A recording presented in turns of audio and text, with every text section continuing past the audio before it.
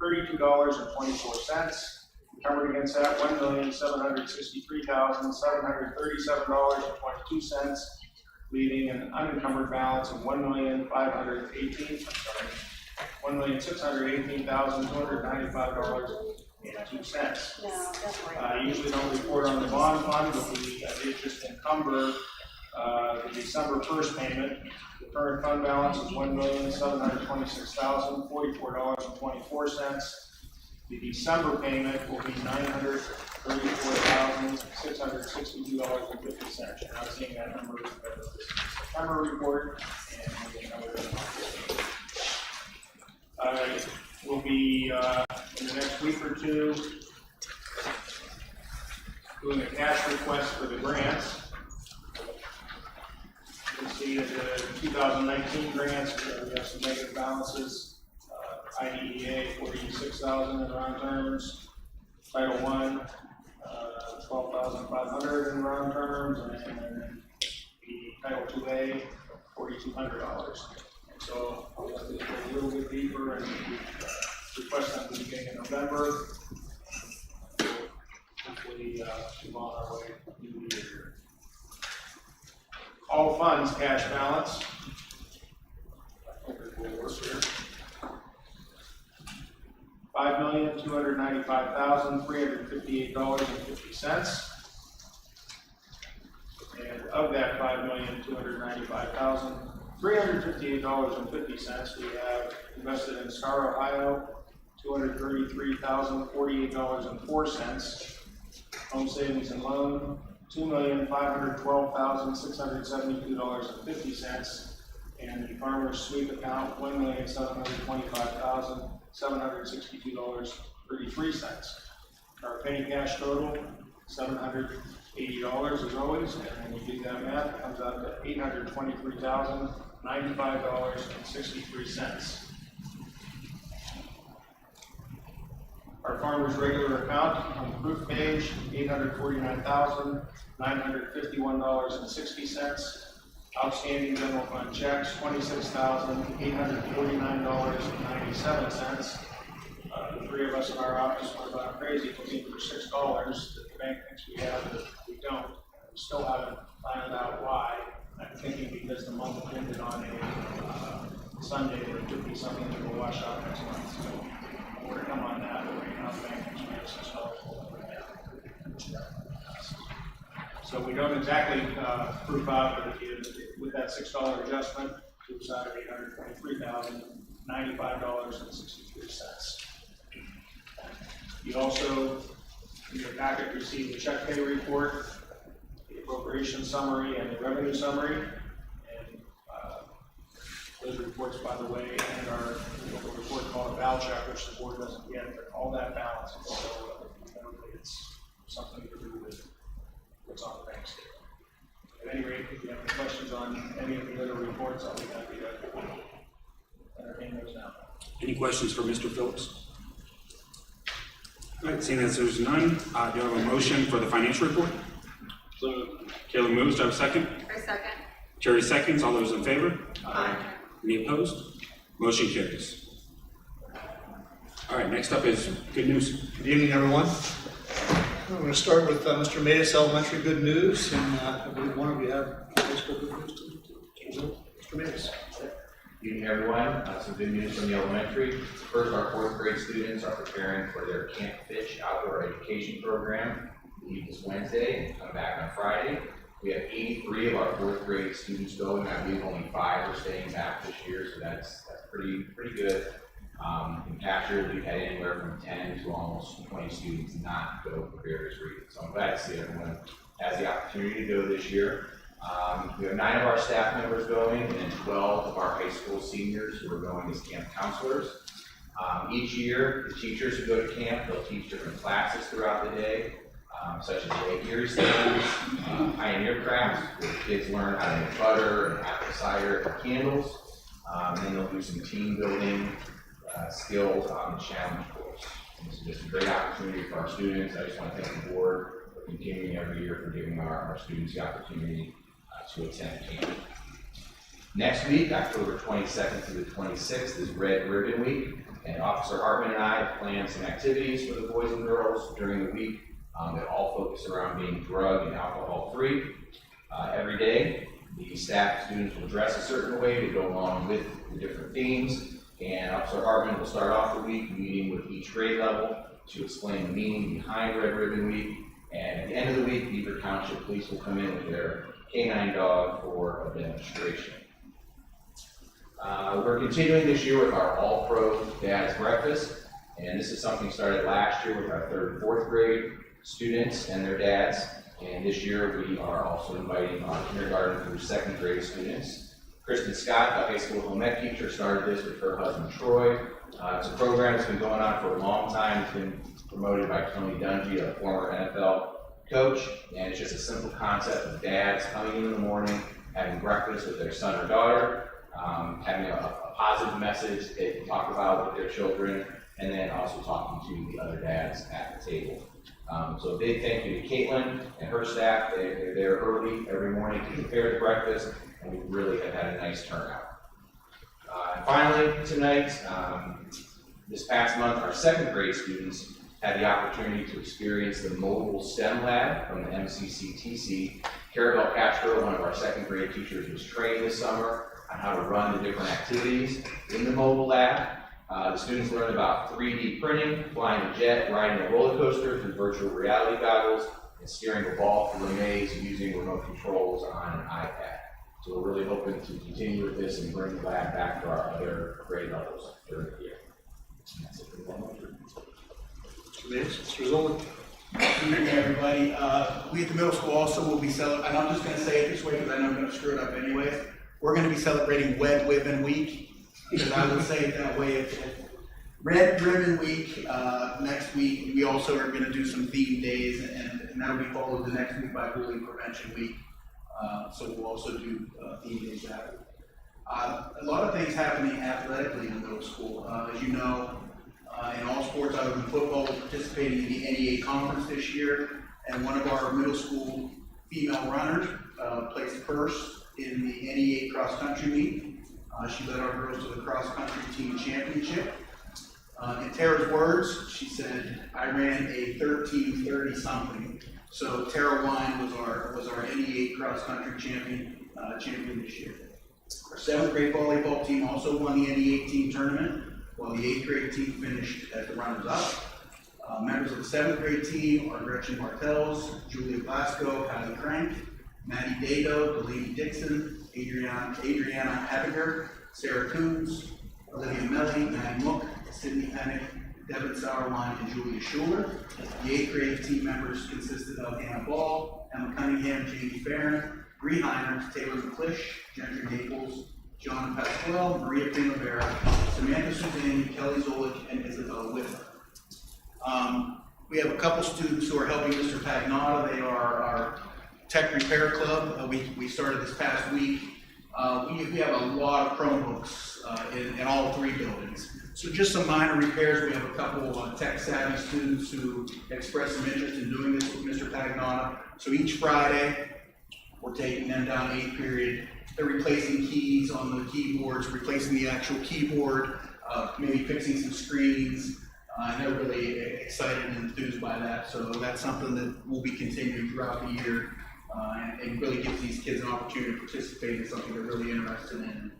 We might even start like a little help desk where teachers can actually email these students and say, I have this number of Chromebooks that need this done to them, whatever it might be, and they're gonna help out. So excited to have those two, Aiden Dibelbus and Bryce Pender, the 2 students who are doing that for us. Next Monday, our 5th and 6th grade students will attend the Cutting Edge Manufacturing event at the MCCTC.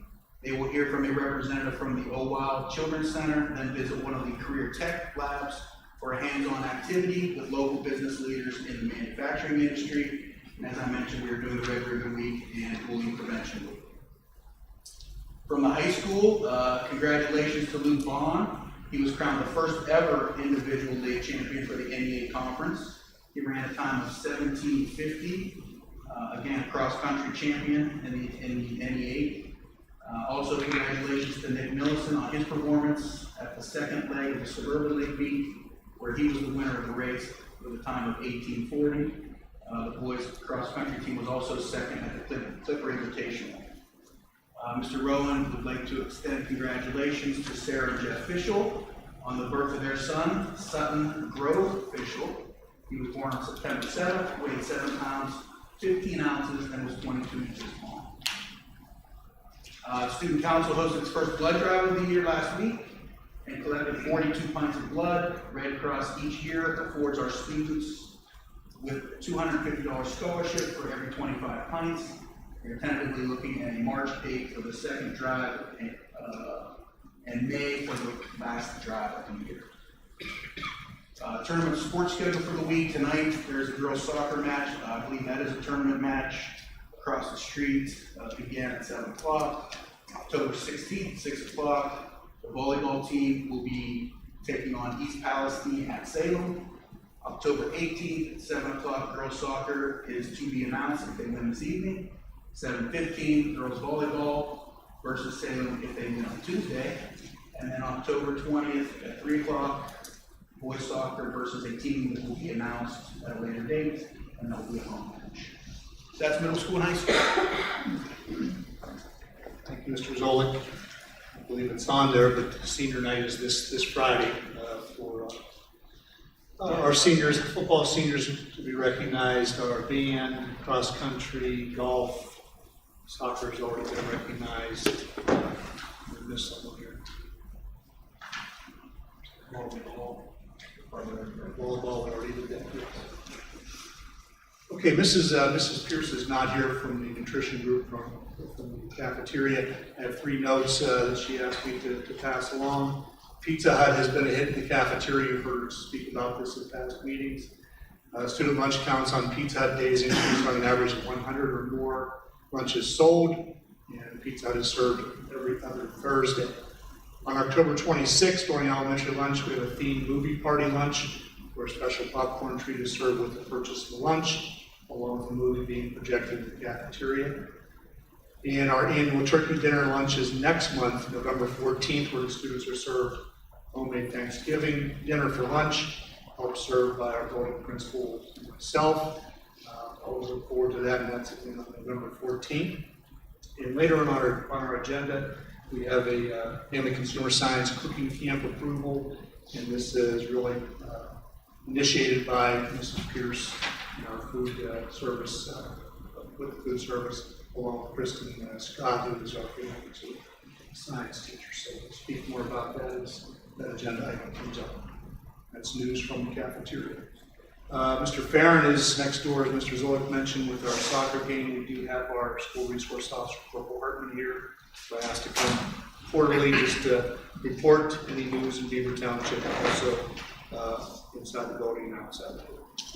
Okay, in the building, you should all know that we do have our part-time officers, we have the police department in the building now, at various hours, 24-hour blocks throughout the day, 5 days a week, and the feedback has been really positive. Teachers, parents, they love the extra eyes in the building, talk with the kids, and it's been a positive experience for a lot of kids. For one officer, kind of helped him out himself, because kind of loosened up a little bit, and he's a real serious man, but he was out on the playground with the kids one day, and they were chasing him around, and he was acting like they were going to get out there. He loved it. Other officers, interacting with special needs kids. They just have a good time. So it's all been a very positive experience so far. I've heard everybody's, the principals, I asked teachers, they're doing great with that. So, doing good. Building issues, really secure now with the guys there. They're checking doors constantly. It's beefed up, and that's what we wanted. That's what we got. So I have 2 issues with the parking lot, as far as drivers. The one I get to report about a kid trying to safely through the parking lot address it, or a parent, that's a little more challenging. It's going harder with the kids out there. But everything is going pretty well there. Excuse me, Red Ribbon Week, and everyone was mentioned, and I said, messing it up. Yeah, I'll be in the classes explaining to the elementary what this is about, what Red Ribbon Week is about, and also, some their level of understanding on drug use prescriptions. I do that throughout the year with them as well. There'll be a Katie Adams, your teacher, in the high school has students draw up coloring pages that represent anti-drug use, and she's having all the grade levels in elementary color there. She's doing more contests, so that's a great thing. Then she's got a whole lot of people around with other schools as well. She's got to keep those a secret from them. As far as the township, we're seeing, same thing we always deal with, domestic disputes, domestic violence. We're seeing a lot more methamphetamine. Did get, I can't really remember the exact weight on it, because our guys but there's enough to charge a person with traffic. Quite a bit. But getting a little here and there, there's people from the township, seeing an increase in that drug. Heroin, that's doing the same. Okay, not too much anymore. So it's a good choice. Marijuana, yeah, that's out there. It's all over the place. Burglaries and real break-ins. They've been going probably just with the even numbers as we always are faced with. Of course, that'll go up with the holidays coming. More Christmas presents we have, the more packages you see, something more important. And I think all those porch pirates that drive around and see that, run up and grab your package. But that's what we're looking at. So if you're out running, hot and heavy, so we don't feel vigilant and driving, it is there everywhere. And not paying attention to us. Other than that, everything's going great. Thank you, Corporal. Thank you. You missed Corporal Hartman last week. He was off. He told me he had Corporal Tunnel. He's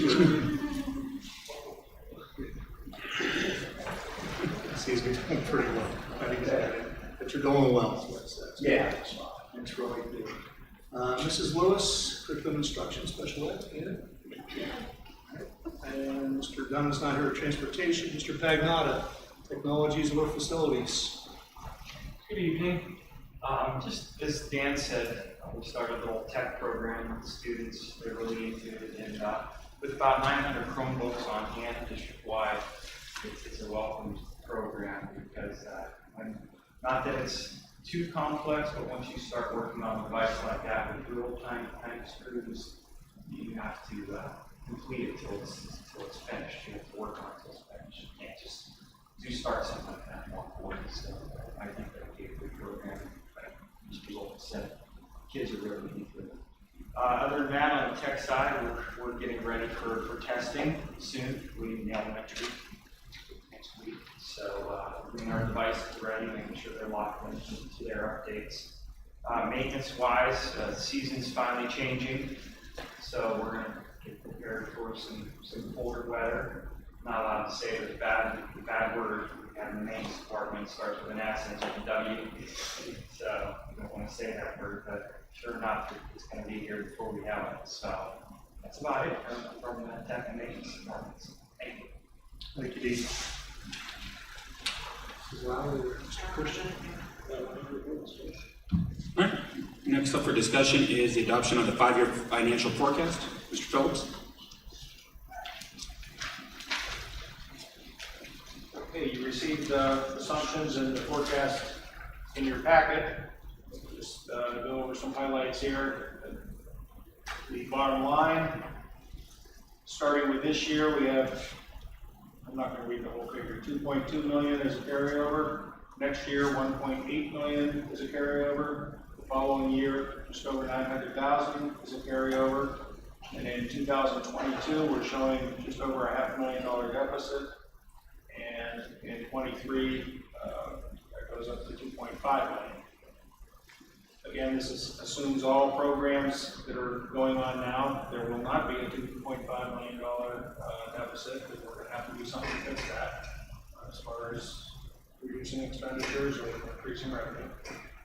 If you look at line 6.010, it shows that we're spending more next year than we're bringing in, but that's because of our free emergency levies.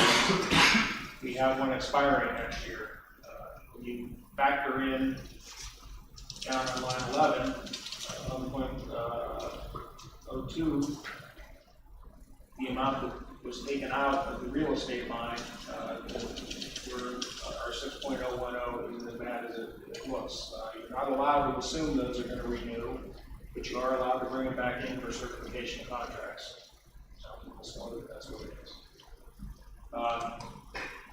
In the event that our combination of our three emergency levies would pass on November 6th, coming up here, I'll be bringing a new 5-year forecast to you in November or possibly December to update the way line 11.02 brings the levies back in, the way line 1.01 takes them out. Again, you have the assumptions for all the expenditures. There's a executive summary at the beginning. If there's any questions on it, I can entertain those now. And I will say there's a House bill that's passed. It won't take effect because the law now says we have to adopt this by October 30th. But this House bill, I can't remember, it's 87 or 312, one of them. They're changing the law where you don't have to adopt this until November 30th. This has been the rule since 1996 or so, when we started having to produce these forecasts for state approval. And the fact that they're changing it is recognizing that it's early property tax settlements and that sort of thing. A lot of districts, depending on how they're working this fall, weren't able to have investment information. You can update these as many times as you want. If you work for a past one, beginning of the year, and update it in April again. Again, if our issue passes, we'll probably the adoption tonight. We'll update that if it should go, and then we'll update it again next day. If there's any questions, I'll entertain those now. Actually, just a couple questions.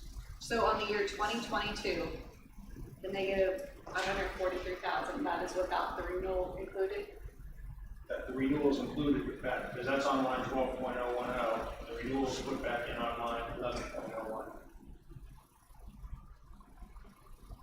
If you look up above, with 10.01 shows what would happen if our combination levy goes down, and then next year we put our first 5-year renewal on that comes up, and it doesn't make it. And the following 2020, if we put our second one on and it doesn't make it, and then in 2023, we put our third one on and it doesn't make it, that's what line 10.010 shows.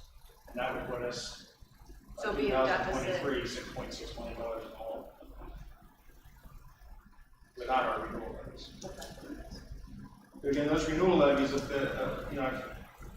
been talking about every meeting for the last couple of months, the advantages of this as far as voter fatigue, and the real thing is financial strength, knowing for the bond markets, which has, knowing what our income is going to be for the next 10 years, very well with the annual Standard & Poor's rating with our bond issue. It also reflects if we ever did have to take a short-term loan or got involved in any leases, our interest rates would be better. We have a stronger financial position.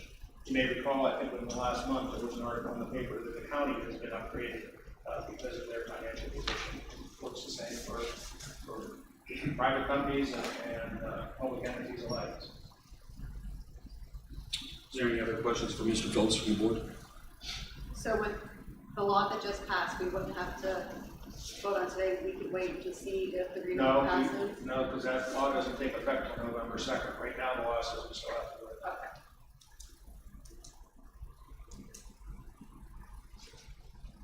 Any other questions for Mr. Phillips? All right, seeing as there's none, next up on the agenda is removal of textbooks from the inventory. Mr. Dunn? Two items, number 3 here, removal of textbooks. A few months ago, I asked for your permission to remove a few outdated textbooks, same thing this month. From inventory, you can see the Right Source 2000, Writers Inc., Writers Express, World Mathematics, Applications and Concepts, and Nature, Science and Technology. Outdated and of very little value. Once your authorization, we can donate to someone who would like them or dispose of them properly through our facilities, Mr. Pagnata. Any discussion on that from the board? Seeing as there's none, next up on the agenda is the discussion of the Family Consumer Science Cooking Camp. This has become more of an annual event. It's an enrichment camp for elementary students in the subject of family consumer science. Kristen Scott, our family consumer science teacher, and Caitlin Pierce, our food service manager. Have Monday classes. I believe they're from 3 to 5 for interested students. They'll run through the high school PTO as a fundraiser. Those 2 staff members will not be compensated for the time. Their desire is just to continue to promote their programs. They've done a great job in the past, and would encourage the board to approve that, as it's a good thing for our younger kids, and it helps the program in the future as well. Any discussion from the board on that? Seeing as there's none, next up is the Business Advisory Council update. And as I mentioned earlier, Mrs. Tracy Hostetler, the Superintendent of the Educational Service Center, is here. Well, Mr. Doug Hiscox, our Assistant Superintendent at Mahoney County Educational Service Center, and Mr. Hiscox is going to speak on the Business Advisory Council, which we're members, and share with you the purpose and the roles of the Advisory Council. Okay, well, thank you for having us here this evening. In 2017, the legislature passed some law that required each school district to have a business advisory council. It also included that the educational service centers could provide a larger council to align with districts. So we reached out to all the districts in Mahoney County, all of our member districts in Mahoney County, Portage County, Colgan County, and asked if they wanted to align with just one business account or a business advisory council being the BSCs. And so all the districts did align with this, including yourself. So a year ago, you probably don't remember, but you did pass a resolution to become the Business Advisory Council. Now that council is made up of about 36 different folks that have volunteered to be part of it. They represent the business community, small manufacturers, workforce development community, trades, trade unions, and they all sit on the council. And we spent a year looking at the workforce needs in this region.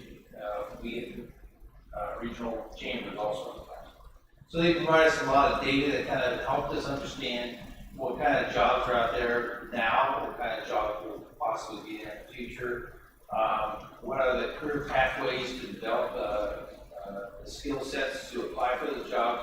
So we spent a year trying to understand where the gaps are and come up with a plan of how we work together from an educator standpoint and a business standpoint, job and workforce development standpoint, of how to communicate with the students and parents and the educators. So after a year, they developed this action plan, which is the document that I had passed out this evening. Each of you will have a chance to take a look at. It's a summary. The document itself is a summary of the work that's taken place in the past year, and it also outlines the action plan that the Business Advisory Council has put together, and is now beginning to march out the action steps to accomplish that. It's focused on grades 7 through 12. In grades 7 through 8, there'll be an opportunity for kids to explore different opportunities in the action plan. In 9 through 10, they'll get the students to focus a little more on 3 or 4 pathways that they really have a lot of interest in, or explore a little further. And then By the time they get to the senior year, we're hoping that they'll have made a choice of a specific pathway that they want to really find out more intense information about, and possibly look at mentorships and shadowing experiences. So to roll this action plan out, the council decided to develop or have developed a website that becomes very easy access for students, parents, and teachers and educators. So they can look at this information anytime in real time. And so we have all these representatives from those different areas that I mentioned, the business community and so forth, providing us information. We have a company that's developing the website. It'll be easy access for the students. It can be done, they can do it anytime. It'll give them information about job opportunities, salaries, apprenticeship programs, mentorship programs. So it's a very robust, when it's finished, it'll be a very robust communication tool that 7 through 12 and 2 years after will have access to. So that's one of the major pieces that they're working on putting together. The second piece is that what happens to students after they graduate from high school, we can't lose track of. They maybe selected a path they wanted to kind of take, and maybe they get lost, maybe they're on a good trajectory and it's working out for them, but we kind of lose track of what's happening. There's no real good tool out there to keep communications with the students after they graduate. So we're referring to it as our senior app. And hopefully, in their senior year, when we get this rolled out, they'll be signing up to use the app so we can follow their progress for the following 2 years. And if they decide to change pathways, it'll connect it back to the original website and continue to give them information about other opportunities that they can explore. And right now, we have a lot of interest in putting these two tools together. From the business community, the workforce people, we have some outside interest to help create this app. And we think that this is going to be a good opportunity for all the kids in all the districts that are aligned with us. Now, these are just some tools that are being put together that we offer to the district. We'll have career counselors that will help explain how to use them and provide the access. We're not relying on the teachers or the counselors that you have or the administrators to deliver it. They're certainly welcome to be part of the process and help make that piece run more smoothly. But our career counselors will be out in the districts helping kind of promote this action plan at the business side of the council. The council meets every fourth Wednesday of the month at 8 o'clock in the morning at the BSC. And you're all welcome to attend. We're kind of past the stage of researching and the discussion, and we're now into the implementation stage. So folks come, we always give updates of what's going on. But you're very much welcome to attend any of those meetings and stay engaged. We'll come out and present anytime that we have something new going on. We have a student leadership forum at YSU on November 28th. All the districts are aligned, so welcome to send parents if they wish. Our career council will be going out to the districts to help them how to recruit kids.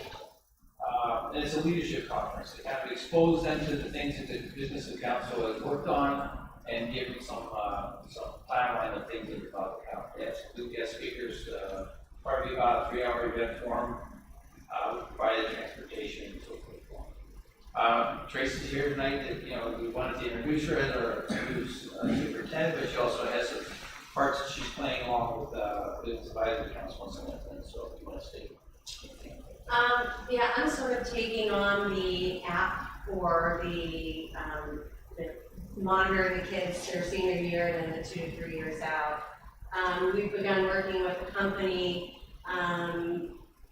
We're getting a lot of people saying, well, we really don't do this, we really don't do that, but we found this really interested gentleman that does education. I can't remember what the company's called, but he's very excited about this. He said that Bill and Melinda Gates has started something similar, but ours is a little bit more involved. And we're really just trying to build up the website that Doug was speaking of. The kids sign up for this senior year, they indicate what their intended pathway is, and then we check in with them 2 or 3 points, for the next 3 years to see, are they still where they thought they would be? You know, currently we have about a third of our kids going to college and only about a third of them actually finishing college. So we're missing a lot of kids who don't have skills, who may not know how to get them, and who aren't filling a lot of the really, good paying positions that are open. So we're hoping to bridge that gap. You know, as a parent, our job is done when a student graduates. We're sort of going to overreach a bit to help them out in the next few years and see if we can make a difference. So as an example, somebody in your community, PK Electric is very involved in this. They have an apprenticeship program that they're always trying to reach out to students, not just in this area, but in the big footprint that we have. So they're very actively involved in this stuff. So do you have any questions? I mean, this is the first time we've been able to present to you. You know, it's been a year-long process to work on this and get things together. There's more to come. I just wanted to give you an update and give you a document to kind of show you what we're working on. Appreciate you coming out and taking the time to share with the board and our audience what this supervisory council is. And Tracy, congratulations on your new position too. Thank you very much. Thank you. Thank you. All right, at this time, we're going to open it up for public participation for the agenda items. Everybody's going to be held to 2 minutes. And if anybody's interested in talking about any agenda items, you may step up to the mic now. All right, seeing as there's none, now it's time for non-agenda items. Same deal applies. Anybody wanting to speak can come up to the microphone. Actually, I have a couple questions from last meeting. Since we've gotten a report card, have we met with anybody to see how we can make improvements As far as internally or externally? As a matter of fact, I can speak to that a little bit. We recently got a little more detailed value-added data, so we have worked at each of the building levels with the administration, and then once the teacher value-added reports are out, we will work with the teachers to determine appropriate goals for them as they plan for their professional development and as well as their professional plans in their evaluation process. We are working with not only value-added data, but we're talking about each of the measures that basically are within each of the buildings, and developing how we're going to kind of carry out the plans of improving those in the CIP process. So we've done a lot of work in that world to improve that for next year. On the red ribbon, Just say it, Terry, just say it. I don't know, Mr. Matus and Danielle Matus, they went down to Columbus and they won for their video. Has everybody seen it or not seen it? Is there any way we can start incorporating, maybe showing that video? Because I think it would hit, even like middle school, believe it or not, their texting and the stuff that you have, if we can maybe implement something with that in there, because I know the child trafficking has just skyrocketed in here in the news lately. But I think that would be something that I wouldn't mind start showing the kids to make them aware. Believe it or not, we have the same program as what Mr. Matus and his wife work. We have that at high school now. The video would be a nice enhancement. Yes, I think the video, I mean, especially since they know Mr. Matus, I mean, it just. Yeah, I have to go with Brian and show that and see how they can incorporate that. I know some students did, some classes did show it. So definitely, it's appropriate for them in high school. I think so. All right, now it's time to go back through the agenda and vote on everything. First up is the adoption of the 5-year financial forecast. Do I have a motion? So moved. Ralph moves. Do I have a second? Second. Amy seconds. All those in favor? Aye. Any opposed? Motion carries. Next up is the removal of textbooks from inventory. Do I have a motion? A motion. Terry motions. Do I have a second? Second. Taylor seconds. All those in favor? Aye. Any opposed? Motion carries. Next is a family consumer science cooking camp approval. Do I have a motion? So moved. Taylor moves. Do I have a second? I second. Terry seconds. All those in favor? Aye. Any opposed? Motion carries. All right. Next up is the September, October, November district update. Mr. Dunham.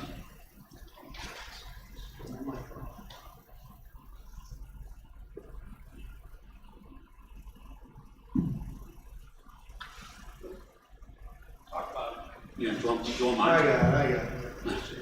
A couple of things, just transitioning from the last board meeting, talked about the first 14, 15 days of school. Obviously, we're way past that. We're into, I think the first 9 weeks, believe it or not, is next Friday, October 26th. So it's been a very quiet, but a very busy, as you've heard with the good news, a very busy first 2 months of school. Parent-teacher conferences were held last Thursday. As you all recall, we moved that up to accommodate the earlier start of school, which is very timely in terms of our staff meeting with parents and communicating to our parents. Nice turnout and well received.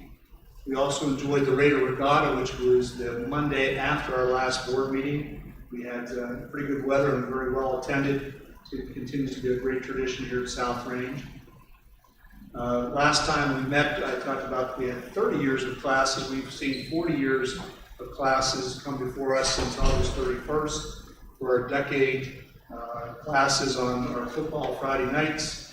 We have our last one, which is this Friday, and that's the class of 2010 through 2018. Unlikely that they're going to want to come and tour the building as they were the first group in here in 2010, but we've had, again, as I said in the past, too many people come through from 1969 through up to 2009. And again, it's good to see the alumni getting reacquainted and visiting and just reminiscing. Stadium update, our temporary occupancy, we should have permanent occupancy signed off in the next few days in the team room. And as we're transitioning from fall sports to winter sports, Mr. Cagnon and his group, as you know, it kind of triples as a football locker room, soccer, cross country, and wrestling room in the wintertime and track in the spring. We're preparing for the wrestling room as that will be starting practice next month, very soon, in the next few weeks. So you've heard our fall sports tournaments are in full swing. We have soccer tonight, volleyball tomorrow night, most likely soccer Thursday, football on Wednesday, and our last home regular season game for football on Friday. Mr. Phillips has talked briefly about the combination levy tonight. Obviously, before our next meeting is Election Day on November 6th. Hope everyone gets out to vote. And lastly, for me, on a somber note, we mentioned this a couple weeks ago, Mr. Arden Sauerwein, lifelong resident of South Range Schools, passed on October 2nd. Condolences to his entire family. Mr. Sauerwein was a very big supporter of South Range Schools. His wife Jean, very instrumental in the Sauerwein Award for all of our senior athletes. And I just wanted to again pay tribute to Mr. Sauerwein for his support of South Range Schools and share our sympathy to his family. That's it for my report for the month of October. All right, thank you. All right, next up on the agenda is executive session. We will be going into executive session for Ohio Revised Code 121.22 for the purpose of confidential discussion of employment of a public employee or official, to discuss the compensation of an employee, to consider the sale of property at competitive bidding, and to discuss school security protocol. Do I have a motion? Amy moves. Do I have a second? Second. Ralph seconds. Mr. Phillips, roll call. Taylor Christian? No. Terry Lally? Yes. Ralph Wentz? Yes. Amy White? Yes. Lori Owen? Yes. The board enters executive session at 7:45 p.m.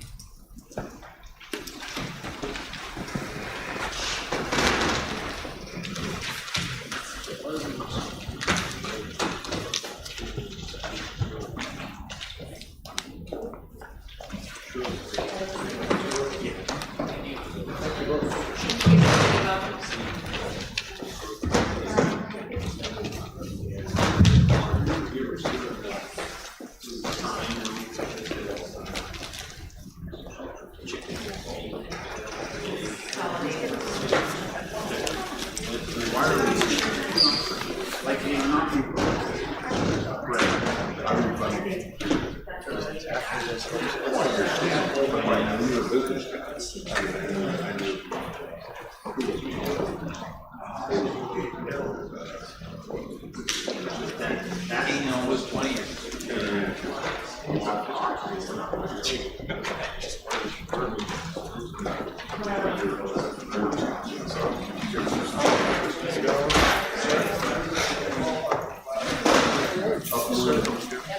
I'm gonna sit back here with your mom. Thanks, everybody.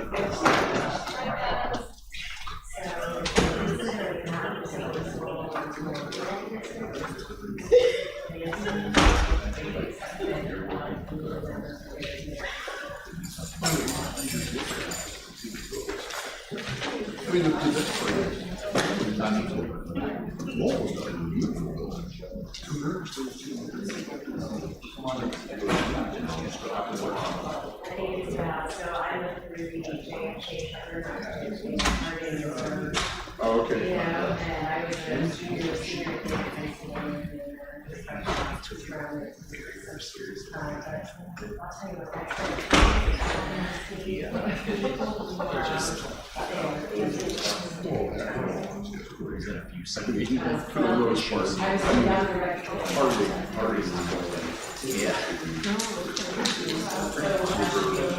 Very, yes, you can tell watching.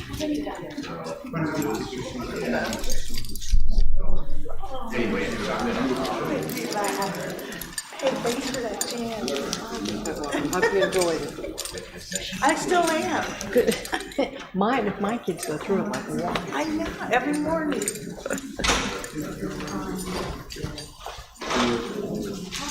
I thought that was you. How you doing? Yes, I'm it. I understand. Yeah, I'm an assistant superintendent. So we service all the districts. Yeah. That's good. I mean,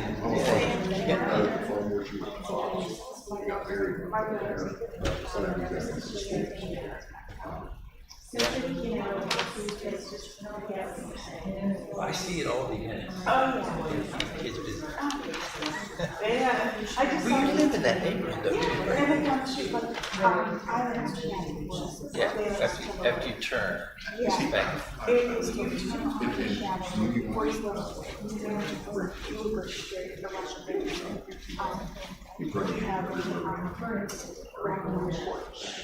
Oh, okay. That's a nice neighborhood. Yeah. Kids love it. I just thought He's a character. I see them every day. Okay. But yesterday, last night,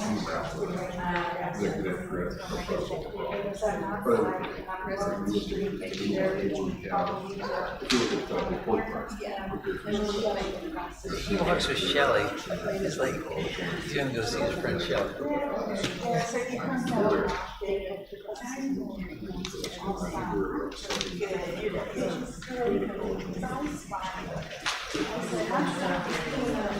Oh, it is. I mean, if you look at like. That's just a nice thing. Good experience here at school. Yeah, he's on set. We don't have the kids with it's a vocation. It's a decent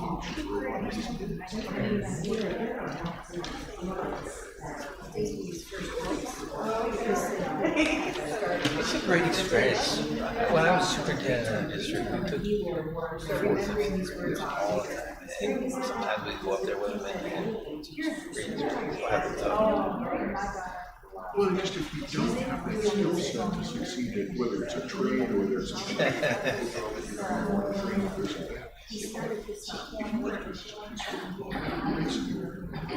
Oh, yeah. Yeah, they do that though. I mean, I know families, they go there in the summer, spend weeks at a time.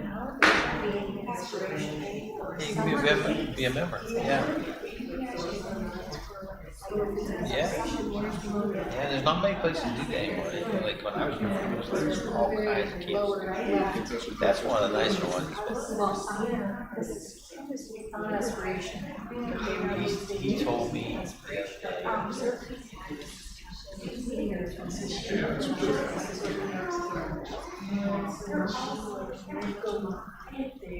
oh yeah, to the kids while they're there. Oh cool. Yeah.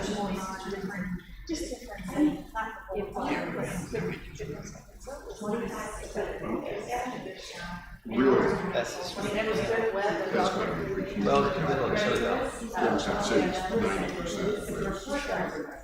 Yeah, well, First off,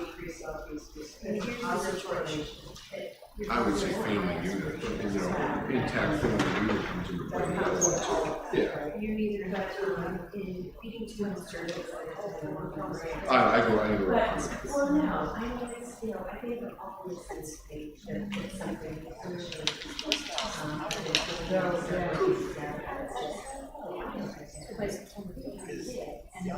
last year, I mean, not because we graduated from graduation. Yeah. Because we were going to learn associates degree.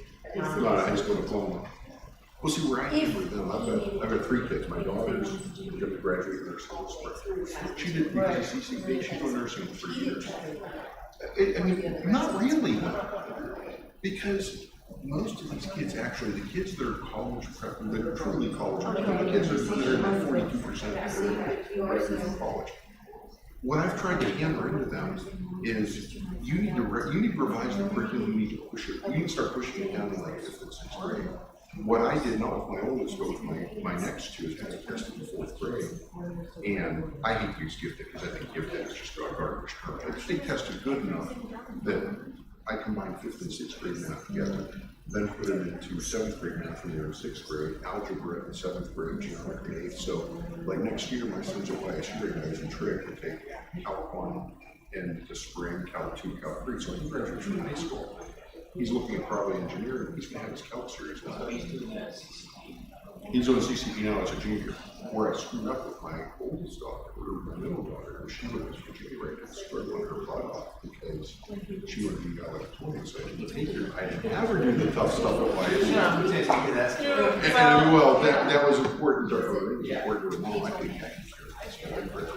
My daughter was valedictorian, first off, and he understood you could get everything little enough on her, so he could get a full ride down and, Oh, good for her. oh yeah, both of my girls are up there, but it's academic scholarships that I don't know since you just started Victoria, I don't know what we did, but you were But it just, I think if we look, the biggest thing, I think one of the biggest disservice that they get, I was tracked, anybody that was tracked. And tracking has become the 4-letter word, you know, oh, it's remote, you can't do it, it's terrible, but it worked. I mean, if you identify the kids, you can probably tell, you know. We know who's gonna have a better chance. I would say by 4th grade, you can tell with an 80% certainty, these are the kids that are probably going to college, these are kids that are probably going to be technical, and these are the kids that they're just going to have to work and figure it out. Here's what I would love to see, I would love to see it too. I don't think it's right to punish kids, and that's what the majority of kids that are graduating are likely racially diverse, socioeconomically, yeah, whatever, you get my drift. So if we are punishing them and relegating You're perpetuating something. You're perpetuating the author stuff. But if we said it's okay, to the purpose, of course you have to do the work. You know, you have to get all of your credits, right? You have to get all of your credits and pass tests on tests. I don't know. But please say to kids, okay, you're going to receive a college-ready diploma because you have proven that you are remediation free. You got all of your credits. You've been involved in honors and courses. You're college-ready. You're going to get a workforce-ready diploma. Doesn't mean you can't go to college. You're more like the German model, sort of. Yeah, It's very similar to the German And model. listen, guess what? There are states all over the United States who do that. We are one of the few that don't have a tiered diploma system. So if Doug got a workforce ready diploma, doesn't mean you can't go to college. It's just a way of saying, hey, university, you know, this little bugger's gonna need some more attention. And that's what I brought up to them when I spoke to, like, you need to start having honest conversations with people a lot earlier than when your kid's in 12th grade. Yeah, Because we'd like to get down to 5th grade. Probably only get, so this is why I only I just think they need to start looking at curriculum, like, Well, you know what, I heard something like that, really good, it is more, it's STEM. yeah. And that's That's showing us, giving them experience. Well, the other thing they have to do, you have to get rid of that. My biggest complaint is, I mean, I yelled at them back in March because it's in the district newsletter, I was in 12th grade, and I have 115 graduating class, and 72 with straight A's. That should not happen, it's a joke. I know it is written at 25 minutes now. On the ACT, that's, and when I tell people that, they're blown away that that's Well, not so it goes back to this, listen, grades are irrelevant. correct. I I was agree with listening, you. again, Mary Jo Taylor, she said to me, listen, I have people doing this to fix these graduation requirements, and what I think is, you know, she does some other things, and then she said a 2.5 GPA, it's a positive sort. Understand that 2.0 is considered average, you could be above average in your world, but I still don't. I said, and then let's talk about this, oh, Bobby tries so hard. I mean, come on. Well, I don't think that typically. I think the biggest difference between when I was in school and now is, I don't remember getting homework grades. You had to do homework. Yeah. But we've gone, I mean, if we went back to mostly assessment based, basically what you get on the tests and quizzes and the papers, that's your grade.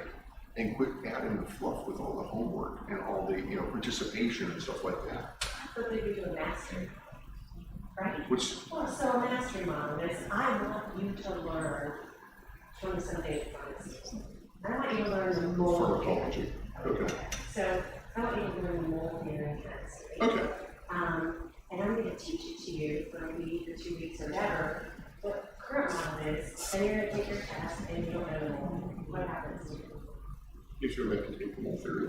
You never learned it. You never learned. Well, that's the way it works now. That's the way it works Yeah, now. So absolutely. mastery is, hey, I need to sit down with you, we're gonna do the mold. Oh, I think when I failed, so then what happens to me now? I have to go back and redo it, that's what I Well, should. yeah, oh, right. Well, so the mastery is, you're not even gonna get great, you're gonna show you're proficient on the standards in my classroom. And for me, I think it should be, check, you show proficiency. I don't know, I'm a little bit of a rebel with this, so I really despise grades. I think that they're so subjective that they don't, and you open up a can. I think they can if you're honest, but I think the way we do it now, we're not being honest. Well, let me ask you this question. We've tried for 40 years. I was Honest just- about it anymore. I'm yelling at my high school principal last morning, I said, my son got straight A's, he didn't deserve it. I said, he put in about that much effort to get straight A's. He shouldn't have had it. He shouldn't, he got an A in this one, should have got a B. I stopped listening to him because he's stupid. This is a relative to how he performed on those standards according to the rigor and relevance of the standard. Is his A comparing him to how he did with all the others, when you throw in curves, that's what that becomes. See, I have a problem with all the others because then, you know, how do you compare district to district? Well, so that. And that's the biggest problem we have. ACT does it. Well, ACT, I mean, yeah, then you're competing against everybody. And on that, if you're competing against everybody, then I have no problem with that. So, I mean, the only way I'm ever okay with a letter grade is when it shows that it was a projector of how that child was gonna do on a normed reference test. Okay. I'm fine, yeah, I'm fine with that. We're not taught that as teachers.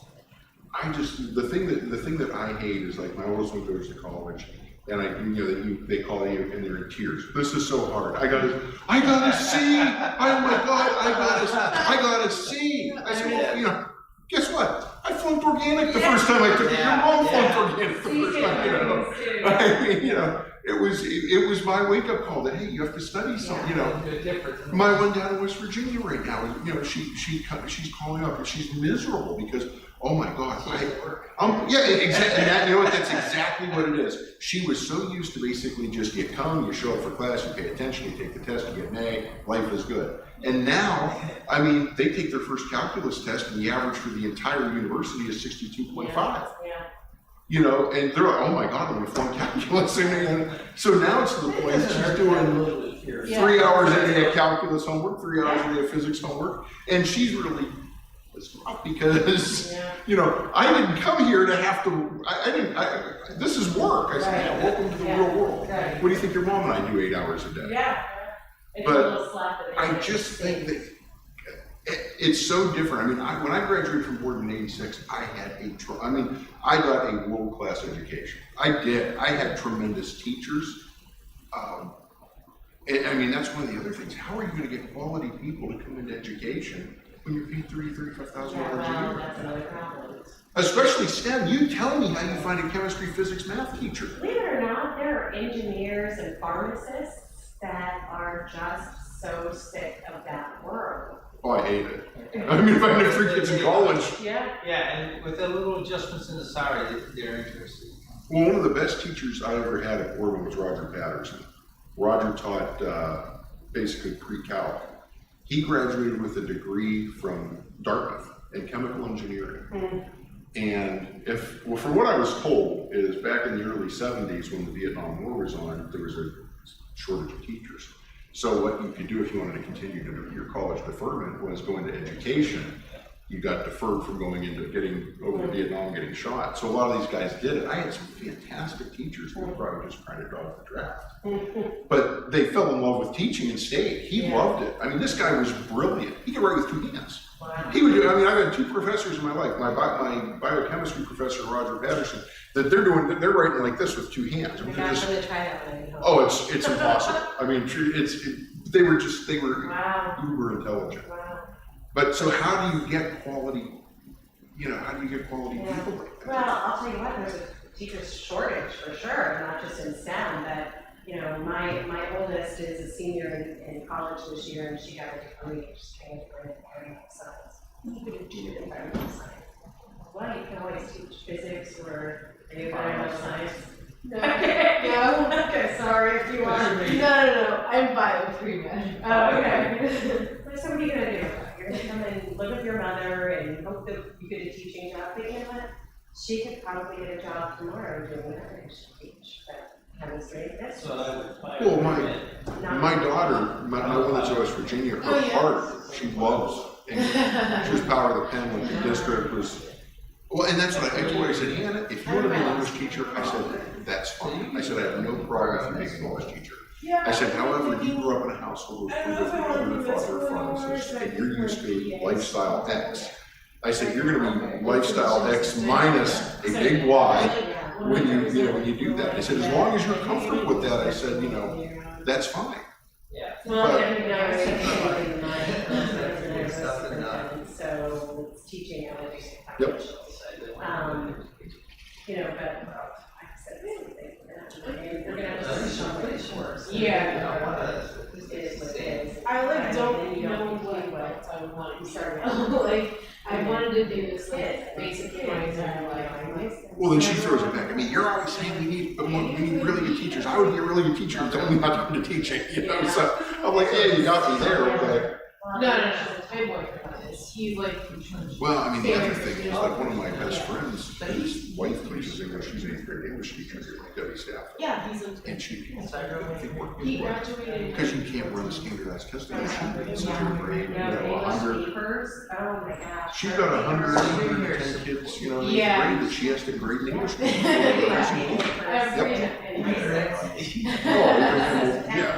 Multiply that with her pages, but it just, it's my topic. I mean, it's the thing that I get most aggravated about because I tell everybody, my father, his parents came over in the boat. He never graduated from high school. He was told in 10th grade to work in the mills. So I was identified early on as having potential. I was pushed. I mean, you took the smart kids and you pushed them. Today, it seems like we almost pull them back.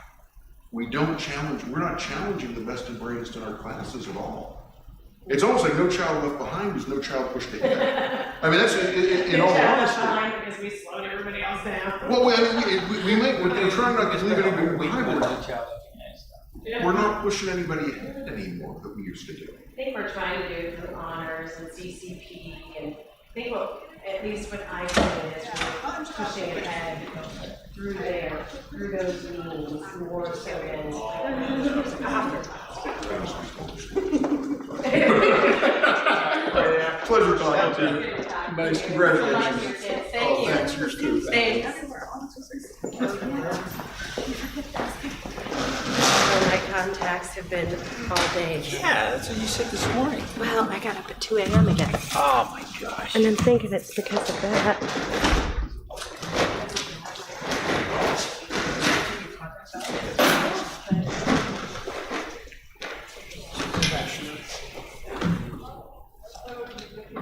Okay, it's 8:06 PM. We are back in open session. Mr. Dunham, would you like to summarize real quick? Yes, as we just covered, I have some substitute teachers I need to recommend in your resolution document, as well as some sub-aides. I have a one-year limited teaching contract that's retroactive for Allison Zwingler, half-time title, who was missed back in August. And I have supplemental contracts. I'll just cover these very quickly. Kristen Zabo for swim, Jordan Graham swim, John Cullen boys basketball, Jeff Fishel freshman basketball, Tony Matizzi girls basketball, and Kohler girls assistant basketball, Kaylee Luckman 7th grade girls, Wendell Wagner 8th grade girls, Levi Hively wrestling, Chuck Colucci middle school wrestling. I have elementary teachers and counselor for Camp Fitch. And I have 4 unpaid volunteer assistant coaches in Tom Titus, Mike Bailey, boys basketball, Bill Gearing, David Martin, for high school wrestling. All right, do you have a motion for the personnel? I motion. Terry motions, do I have a second? Second. Taylor seconds. Mr. Phillips, roll call. Taylor Christian? Yes. Barry Valley? Yes. Ralph Lance? Yes. Lori Oakley? Yes. Last thing is adjournment. Do you have a motion? Amy moves. Do you have a second? Second. Ralph seconds. All those in favor? Aye. Any opposed? Good. It's 8:08.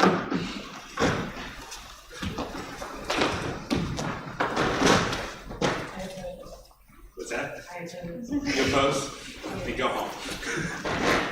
Carry it on, I wanna go to the room.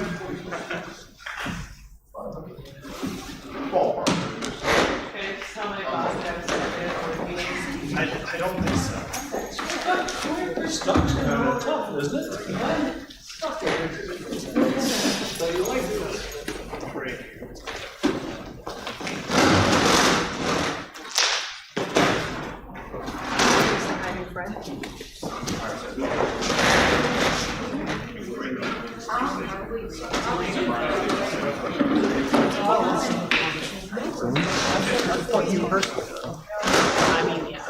But I was only running register.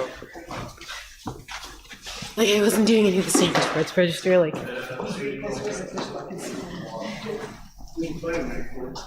Seabird. I need to schedule them 19 more times.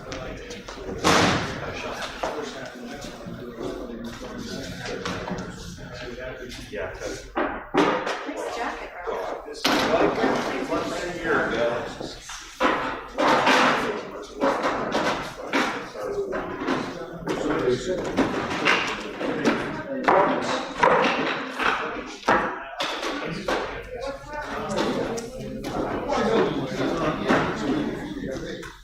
So I think That's why you're saying this going on. Yeah. So I could. I could. I mean, you know this and this. Well, you could not mind this restriction since, Yeah. Well, that's because what happened right now for certain jobs to have, so just in case you get a giant, whatever it's called, power switch. Yeah, yeah. My web, I think it You have heart rate.